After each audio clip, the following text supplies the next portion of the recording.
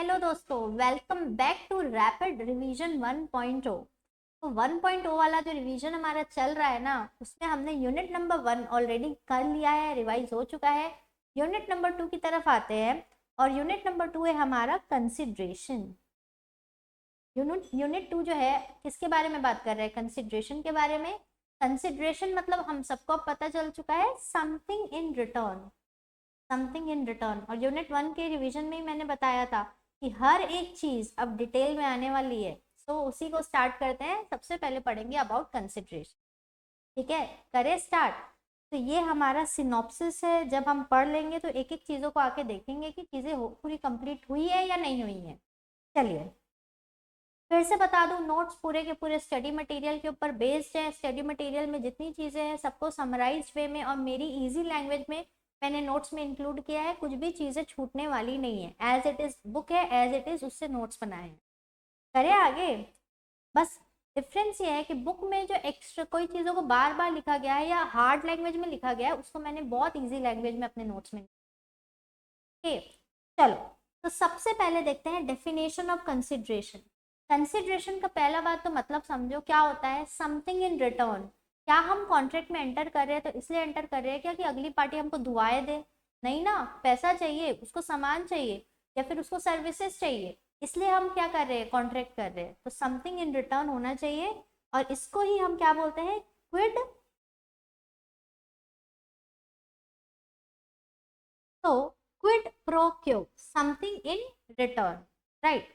चलो आ जाओ, इसको देखते हैं इसकी डेफिनेशन के साथ, which is given in section number 2D। तो 2D में है कंसिडरेशन की डेफिनेशन। ये क्या बोलती है? ये बोलती है कि when at the desire of the promisor, जब प्रोमिसर के डिजायर में प्रोमिसी और any other person has done or abstained from doing, does or abstains from doing or promises to do or abstain from doing something, such an act, abstinence, promise is called consideration for the promise। कुछ समझ में आया? जो लोग regular video देखे उनको सब समझ में आ गया। ठीक है, बट आप लोगों के लिए मैं बताती हूँ। देखो कंसिडरेशन क्या होता है। पहली चीज तो समथिंग इन रिटर्न होता है, वो तो समझने के लिए। बट डेफिनेशन हमको क्या बोलती है? डेफिनेशन हमको ये बोलती है, देखो जब प्रोमिसर के डिजायर में, फॉर एग्जाम्पल मैं आपको प्रॉमिस करती हूँ कि I will teach you, I will teach you law. Right, I will teach you law. और ये मैं क्या कर रही हूँ? ये मैं आपको प्रॉमिस कर रही हूँ। तो मेरी डिजायर पर जब प्रोमिसी या कोई और पर्सन प्रोमिसी के बिहाफ में, और एनी अदर पर्सन, ये बहुत इंपॉर्टेंट एस्पेक्ट है इस डेफिनेशन का, एनी अदर पर्सन कुछ करता है मेरे लिए या करने से रुकता है, डज और एब्सटेन फ्रॉम डूइंग, डज और एब्सटेन फ्रॉम डूइंग। तो मैंने बोला मैं आपको पढ़ाऊंगी, लेकिन मेरी कंडीशन क्या है? मेरे को इतनी फीस चाहिए। तो वो फीस क्या आप देंगे? आप भी दे सकते हैं। क्या आपके बिहाफ में कोई और देगा? कोई और भी दे सकता है। तो कंसिडरेशन याद रखना, जरूरी नहीं है प्रोमिसी दे, प्रोमिसी के बिहाफ में कोई और भी दे सकता है, लेकिन कंसिडरेशन जितनी मैं चाहूँ मेरे को उतनी मिलनी चाहिए। ठीक है। अच्छा, तो क्या ये कंसिडरेशन जरूरी है क्या प्रेजेंट टेंस में ही मिले? क्या हो सकता है कंसिडरेशन हमको पास्ट में मिली हो? पास्ट कंसिडरेशन चलेगी? बिल्कुल चलेगी। क्या फ्यूचर कंसिडरेशन चलेगी? क्या फ्यूचर कंसिडरेशन में चलेगी? हो सकता है कंसिडरेशन कब मिले? फ्यूचर में मिले। तो कंसिडरेशन का होना जरूरी है, प्रोमिसर जैसा चाहता है वैसा होना जरूरी है। पास्ट, प्रेजेंट, फ्यूचर किसी भी टेंस में हो सकता है। और जो पर्सन कंसिडरेशन पे कर रहा है तो हो सकता है वो प्रोमिसी पे कर रहा है या प्रोमिसी के बिहाफ में कोई और भी कंसिडरेशन दे सकता है। जैसे आपके बिहाफ में आपके पेरेंट्स फीस दे सकते हैं। राइट। तो ये है कंसिडरेशन। एक चीज इसमें है कि कंसिडरेशन में लिखा है एब्सटेन फ्रॉम डूइंग। ठीक है, जब आप मेरे डिजायर में कुछ करते हैं, कुछ करते हैं मतलब मैंने बोला कि मैं आपको पढ़ाऊंगी, इतनी फीस चाहिए, ये है पॉजिटिव कंसिडरेशन। डज का एग्जाम्पल पॉजिटिव। लेकिन एब्सटेन फ्रॉम डूइंग का क्या एग्जाम्पल है? मान लीजिए कि मैंने भूल से आपकी गाड़ी को ठोक दी और मैं आपको बोल रही हूँ ऐसा कभी हुआ नहीं है, ना मैंने ऐसे कभी किया है, सब चीज हाइपोथेटिकल है। तो मैंने आपको बोला कि मैं आपको 10,000 रुपीज दे रही हूँ, मेरे खिलाफ केस मत करना। तो यहाँ पे मैं क्या कर रही हूँ? कंसिडरेशन मतलब क्या, समथिंग इन रिटर्न। तो ये क्यों मिल रही है, आप कुछ नहीं करोगे ना, आप मेरे खिलाफ गवाही मत देना, मेरे खिलाफ केस मत करना, उसके बदले मैं आपको पैसा दूंगी। तो यहाँ पे कुछ ना करने के बदले क्या मिल रही है, कंसिडरेशन। सो पॉजिटिव नेगेटिव दोनों हो सकते हैं। ठीक है, डेफिनेशन क्लियर, तो आगे बढ़े क्या, बिल्कुल। अब देखते हैं legal rules regarding valid consideration. Consideration के क्या क्या लीगल रूल्स है, राइट। देखो, सबसे पहली चीज तो क्या है, consideration must move at the desire of the promisor. जैसा प्रोमिसर चाहेगा उसको वैसी कंसिडरेशन मिलनी चाहिए। मैंने बोला मेरे को जो है इतना पैसा चाहिए पढ़ाने के लिए, तो वैसा ही होना चाहिए, उसके अलावा और कुछ नहीं। ठीक है, चलो उसके बाद जो है ये सब चीजें हमने और डिटेल में डिस्कस किए नॉर्मल क्लास में। तो कहीं पे भी अगर लग रहा है नहीं और डिटेल्ड एक्सप्लेनेशन चाहिए तो नॉर्मल वीडियोस आप देख सकते हैं, राइट। नाउ सेकेंड है, कंसिडरेशन में मूव फ्रॉम प्रोमिसी और एनी अदर पर्सन। ये भी पढ़ के आ रहे हैं, क्या जरूरी है क्या कंसिडरेशन हमेशा जो है प्रोमिसी ही दे। जैसे ट्यूशन फीस है, कोचिंग फीस है, वो पेरेंट्स भी दे देते हैं, तो कंसिडरेशन कोई भी दे सकता है, प्रोमिसी भी दे सकता है, प्रोमिसी के बिहाफ में कोई दूसरा पर्सन भी दे सकता है।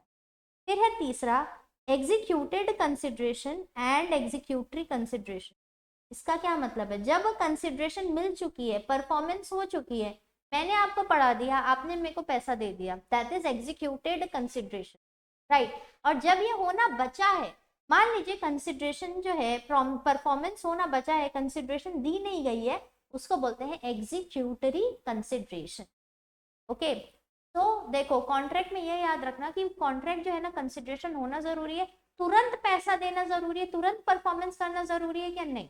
वो पास्ट प्रेजेंट फ्यूचर तीनों टेंस में हो सकता है, राइट। नाउ अभी ही बोला कंसिडरेशन पास्ट भी हो सकता है, प्रेजेंट भी हो सकता है, फ्यूचर भी हो सकता है।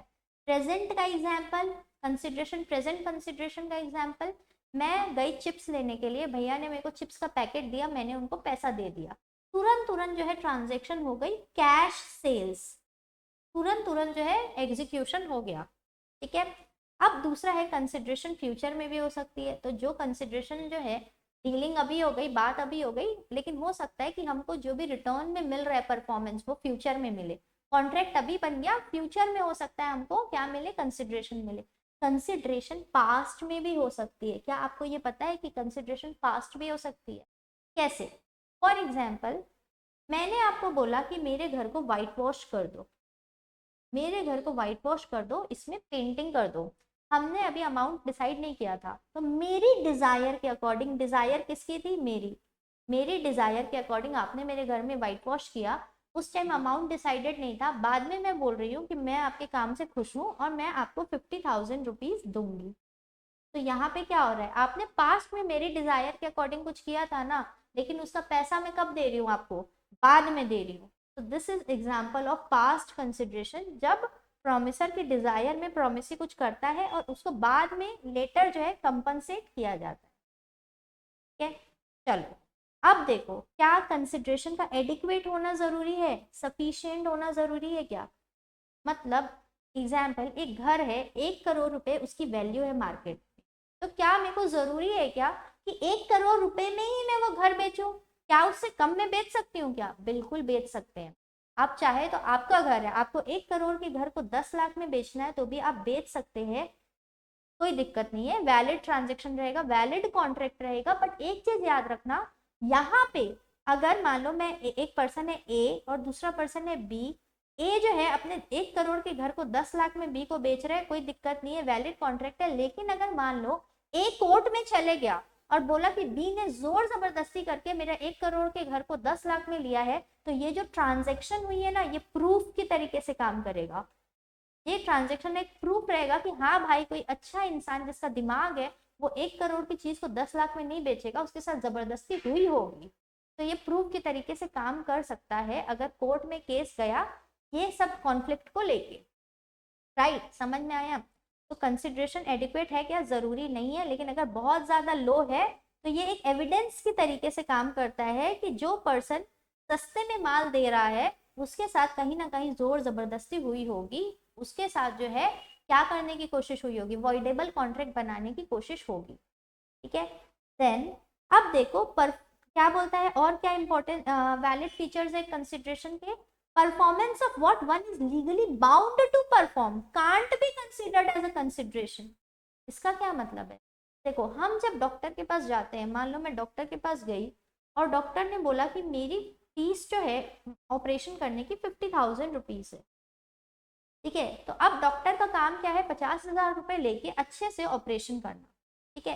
अब लेकिन वो मेरे को ये बोल रहा है, देखो 50,000 तो मेरी फीस है ऑपरेशन करने की, अच्छे से ऑपरेशन करने के लिए जो है एक्स्ट्रा 20,000 देना। तो ऐसा कुछ होता है क्या? देखो, आप गए ही हो डॉक्टर के पास, क्यों गए हो? ताकि आपका अच्छे से इलाज हो, इसलिए तो नहीं गए कि आपकी हालत और खराब हो जाए। तो जो वो एक्स्ट्रा पैसा मांग रहा है, क्या वो जस्टिफाइड है? क्या नहीं। तो जो वो लीगली बाउंड है करने के लिए, क्या है वो लीगली बाउंड करने के लिए? आपका अच्छे से इलाज करने के लिए, तो वो उसके लिए एक्स्ट्रा पैसा नहीं ले सकता।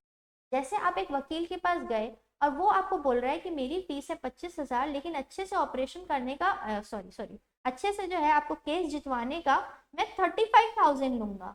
भाई, तो 25,000 तो तेको इसीलिए दे रहे ना ताकि तू केस जितवाए, हारने के लिए थोड़ी ना दे रहे।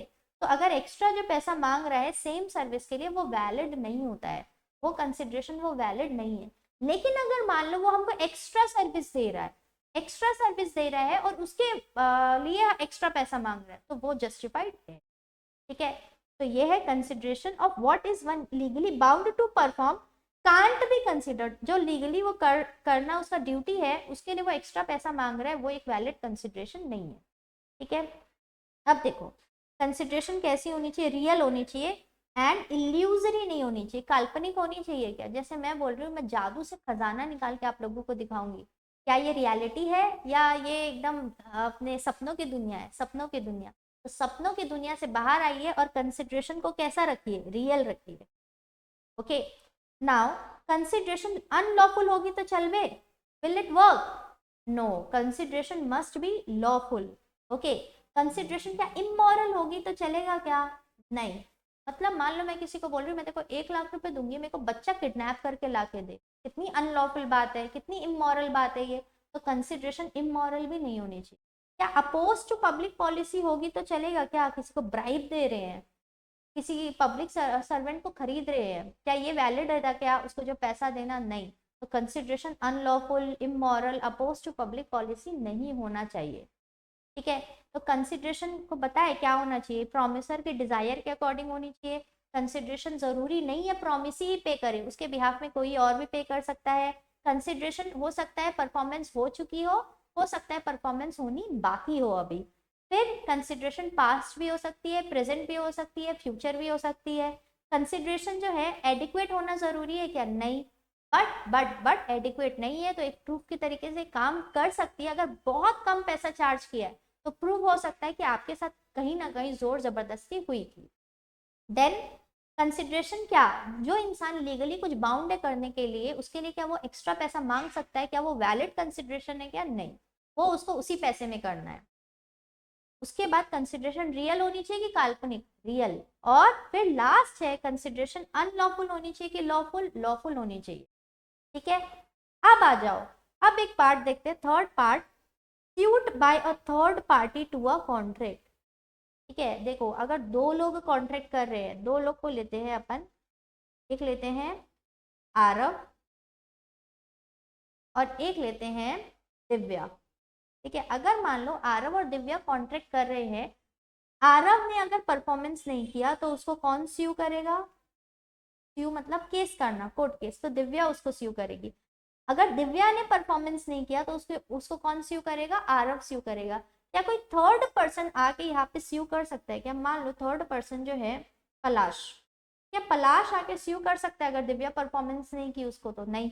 आरव को स्यू कर सकता है क्या? नहीं। तो doctrine of privity of contract यही बोलता है कि जो थर्ड पार्टी है ना, वो बाहर ही रहो, थर्ड पार्टी स्यू नहीं कर सकती है।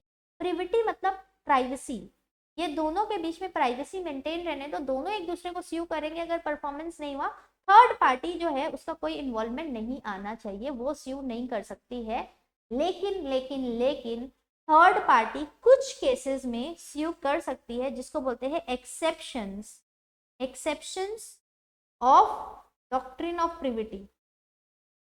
डॉक्ट्रिन ऑफ प्रिविटी का जो है उसका एक्सेप्शन भी है कि जहाँ पे थर्ड पार्टी भी स्यू कर सकती है। तो जनरली कौन से केसेस में थर्ड पार्टी स्यू करती है? जहाँ पे थर्ड पार्टी जो है वो बेनिफिशियरी है, किसी भी कॉन्ट्रैक्ट की बेनिफिशियरी है।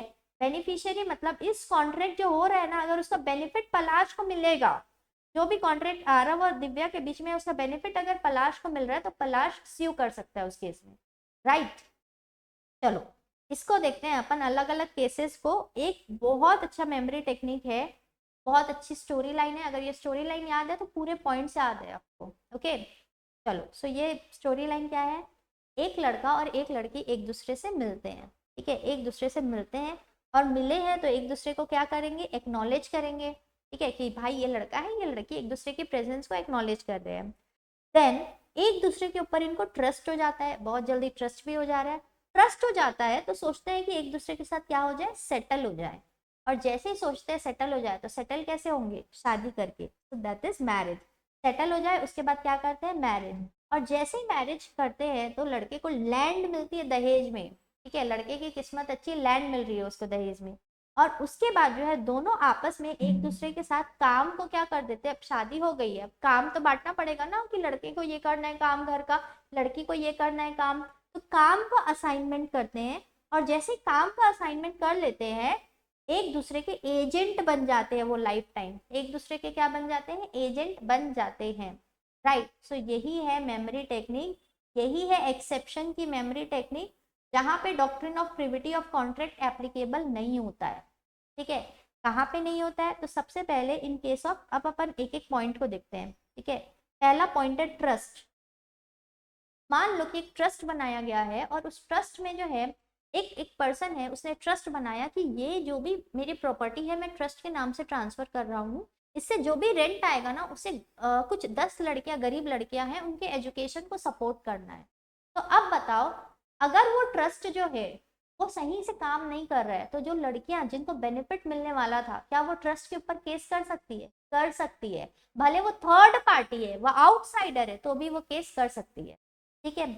नाउ सेकेंड जो है, in case of family settlement reduced, family settlement reduced into writing. अब इसमें कौन सा वर्ड है? सेटलमेंट, ये वाला। एक दूसरे को मिलके एक्नॉलेज करते हैं, फिर क्या सोचते हैं? सेटल होंगे। तो अगर फैमिली सेटलमेंट हो रहा है और वो राइटिंग में हो रहा है ना, family settlement reduced into writing, तो जो पार्टी उसमें कॉन्ट्रैक्ट नहीं भी कर रही थी वो भी बेनिफिट उठा सकती है। कैसे? मान लो दो भाई है, एक भाई का नाम है अजय और दूसरे भाई का नाम है विजय। ये दोनों मिलके कॉन्ट्रैक्ट करते हैं आपस में, कि राइटिंग में करते हैं कॉन्ट्रैक्ट कि अपनी मम्मी को हर महीने के महीने 10,000 रुपये देंगे, और इनकी मम्मी का नाम है सुषमा। तो अब मेरे को एक चीज बताओ, क्या यहाँ पे कॉन्ट्रैक्ट किसके बीच में हुआ है? अजय और विजय के बीच में। क्या सुषमा पार्टी टू द कॉन्ट्रैक्ट है? क्या नहीं। बट अगर सुषमा को 10,000 नहीं मिला ना, तो वो बेनिफिशियरी है, वो क्या कर लेगी? जो भी उसको पैसा नहीं देगा उसको स्यू कर सकती है, राइट। तो अगर फैमिली सेटलमेंट है, राइटिंग में हो रहा है, तो जो पार्टी टू द कॉन्ट्रैक्ट नहीं भी है लेकिन वो बेनिफिशियरी है, वो स्यू कर सकती है, ठीक है। चलो वो कॉन्ट्रैक्ट को एनफोर्स करवा सकती है। नाउ उसके बाद जो है, अब देखो तीसरे पॉइंट में है मैरिज। Marriage contract. और मैरिज कॉन्ट्रैक्ट के केस में क्या हो रहा है? मान लीजिए कि एक पर्सन है जो फादर इन लॉ है, के फादर इन लॉ का नाम ले लेते हैं यहाँ पे सुरेश, और उसका जो सन इन लॉ है उसका नाम है प्रियंक, ठीक है। तो ये प्रियंक जो है बहुत ही बेकार इंसान है, ये क्या करता है? अपनी वाइफ को तंग करता है। तो सुरेश जो है प्रियंक के साथ कॉन्ट्रैक्ट करता है कि देख, तू या तो मेरी बेटी को अच्छे से रख, और अगर नहीं रख रहा है ना, तो तू देखो मेरी बेटी को हर महीने के महीने जो है 10,000 रुपीज का जो है गुजारा भत्ता देना पड़ेगा, ठीक है, इतना पैसा उसको देना पड़ेगा। अब जो है सुरेश जो है कॉन्ट्रैक्ट तो कर लिया, प्रियंक फिर से जो है अपनी वाइफ को बहुत गंदे तरीके से ट्रीट करने लग गया। तो अब मेरे को यहाँ पे बताओ, वाइफ क्या है? इस कॉन्ट्रैक्ट की हिस्सा है क्या? नहीं, बट बेनिफिशियरी है ना। और अगर उसको अच्छे से ट्रीटमेंट नहीं मिला तो 10,000 मिलना चाहिए था, बट उसको नहीं मिल रहा है 10,000 भी, तो वो इसको स्यू कर सकती है, ठीक है। नॉर्मल क्या होता है? थर्ड पार्टी बीच में स्यू नहीं कर सकती, बट हम क्या देख रहे हैं? एक्सेप्शंस देख रहे हैं। फिर आ जाओ फोर्थ पॉइंट में, when the benefits of the contracts are assigned। जहाँ पे असाइनमेंट वर्ड से अपन ये ले रहे हैं असाइन, ये ऊपर वाला असाइनमेंट है ना हमारा, कहाँ गया ये? एक दूसरे को काम का असाइनमेंट करते हैं, इससे असाइन। मान लो कि एक फादर ने इंश्योरेंस पॉलिसी ली और पूरा का पूरा बेनिफिट अपने सन के नाम पे असाइन कर दिया कि इस पॉलिसी का बेनिफिट मेरे बेटे को मिलना चाहिए। तो कॉन्ट्रैक्ट ओरिजिनल किसके बीच में हुआ था? फादर और इंश्योरेंस कंपनी के बीच में, बट बेनिफिट किसको मिल रहा है? सन को। तो अगर सन को वो बेनिफिट नहीं मिल पाएगा, इंश्योरेंस कंपनी मुकर जाएगी, तो सन क्या कर सकता है? स्यू कर सकता है इंश्योरेंस पॉलिसी वाले को, और इंश्योरेंस कंपनी को वो स्यू कर देगा, राइट।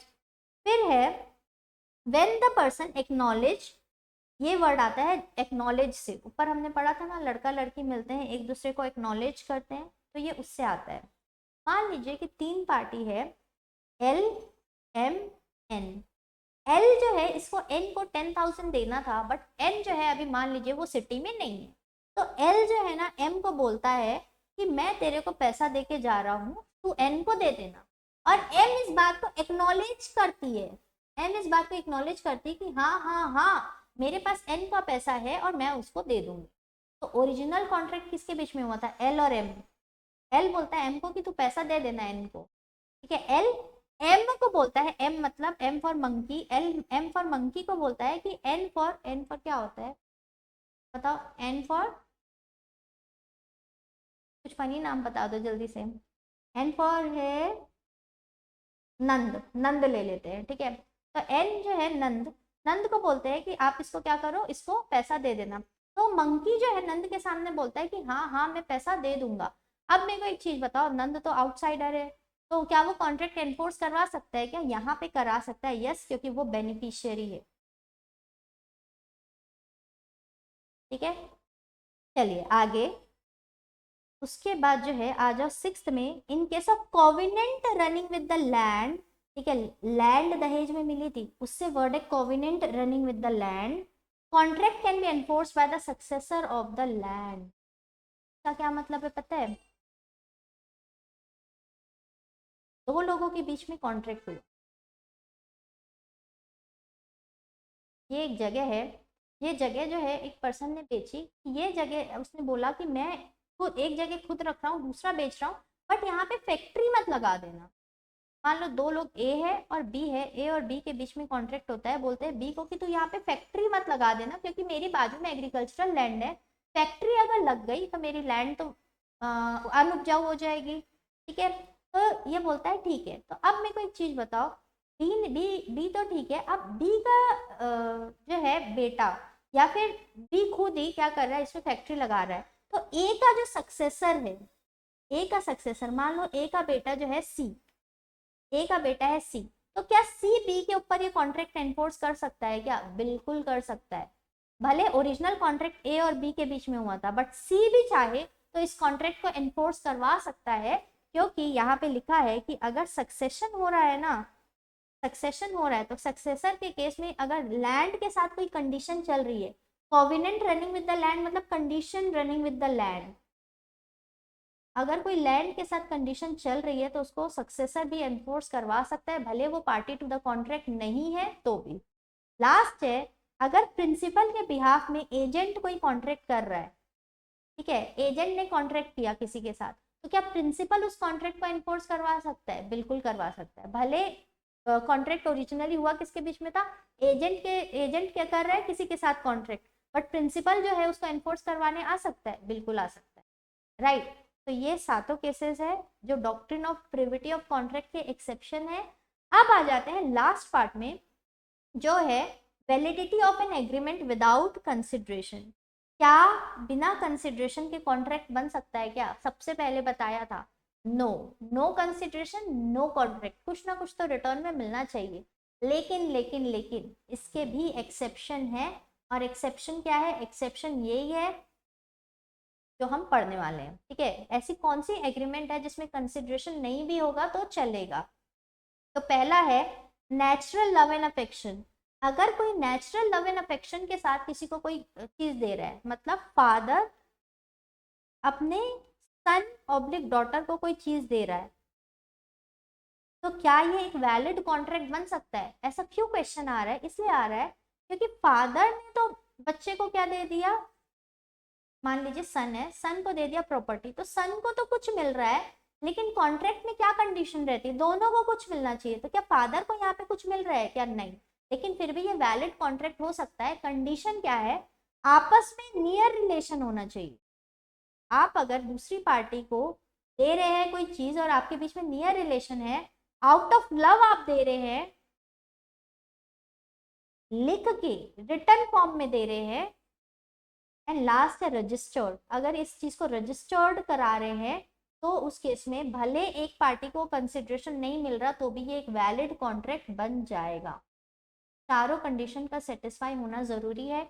एक क्वेश्चन आता है एग्जाम में जिसमें बोलता है कि एक विल बना दी गई है, रिटर्न है, सब चीज, मतलब एक प्रॉपर कॉन्ट्रैक्ट पेपर में लिख दिया गया है कि मैं अपनी प्रॉपर्टी अपने बेटे के नाम पे कर रहा हूँ और रिटर्न है, और लेकिन उन लोग जा रहे थे उसको रजिस्टर कराने के लिए, रास्ते में उनका एक्सीडेंट हो जाता है, वो खत्म हो जाते हैं, तो क्या मान लेंगे कि जो प्रॉपर्टी है वो ट्रांसफर हो गई है?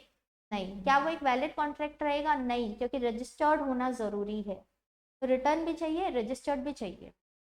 ठीक है, चलो।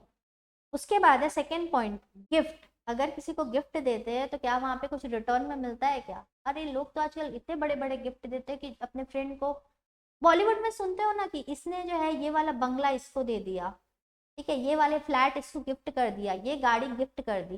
तो जो गिफ्ट होता है ना, वो भी अगर गिफ्ट डीड के द्वारा हो रहा है वैलिड तरीके से, तो भी वो एक वैलिड कॉन्ट्रैक्ट ही कहलाता है।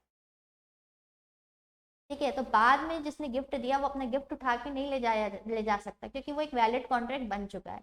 चैरिटी, चैरिटी अगर कर रहे हैं तो चैरिटी भी वैलिड कॉन्ट्रैक्ट है। यहाँ पे क्यों अपन बोल रहे हैं कि ये क्यों अपने को डाउट भी क्यों हो रहा है?